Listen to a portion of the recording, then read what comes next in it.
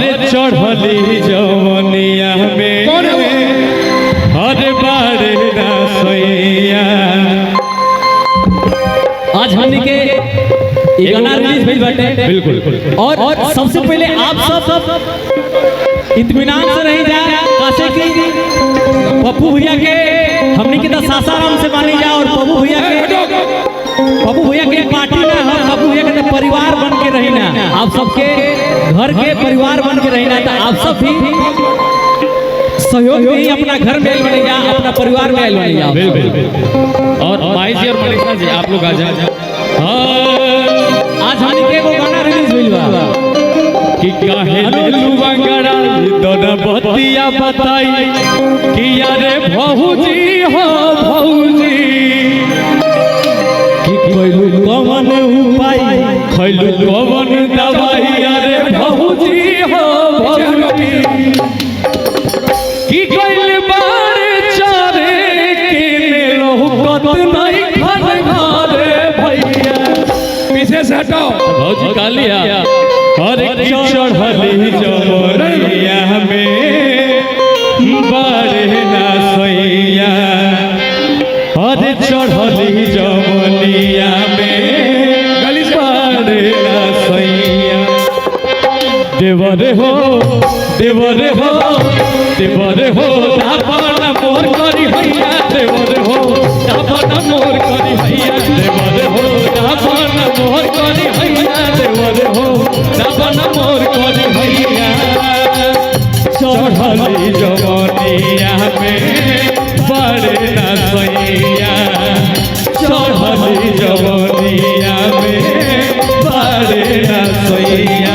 देवरे हो देवरे हो देवरे हो दापन मोर करी भैया। देवरे हो दापन मोर करी भैया। देवरे हो दापन मोर करी भैया। देवरे हो दापन मोर करी भैया।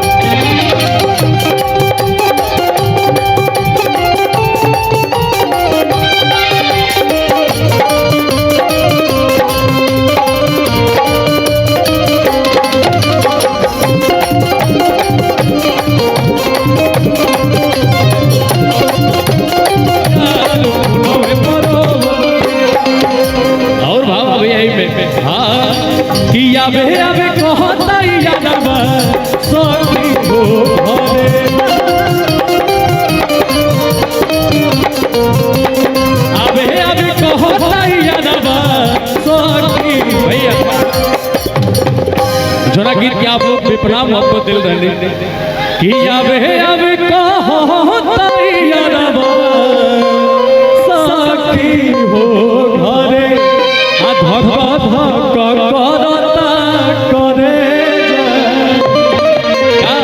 कि धक धक करता करे पियावा के डरे धक धक करता करे पियावा के डरे।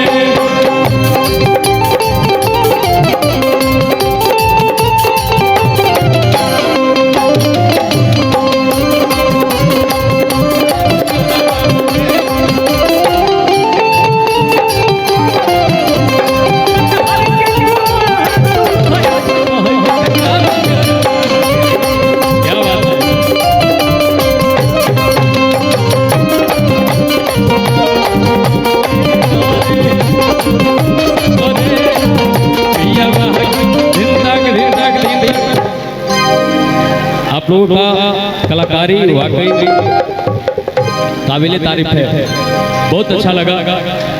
यहाँ सब खाते एगो और बात कि